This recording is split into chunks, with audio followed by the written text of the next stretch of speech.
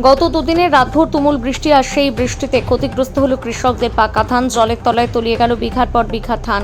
ফলে চিন্তায় কৃষক মহল। এমনই ঘটনা পশ্চিম মেদিনীপুর জেলার দাসপুর 2 নম্বর ব্লকের বিস্তীর্ণ এলাকায়। জানা যায়, গত দুদিন বৃষ্টির ফলে দাসপুরের জগন্নাথপুর, শ্যামচক, সীতাপুর, লক্ষণচক সহ একাধিক এলাকায় কৃষকদের বিঘার পর বিঘা জমির ধান একেবারে জলের তলায় তলিয়ে গেছে।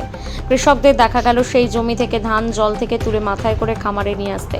এক কৃষক বলেন, হাজার হাজার টাকা খরচ করেই ধান রোপণ করা হয়েছিল, কিন্তু পাকা ধান তোলার সময় এই বিপত্তি।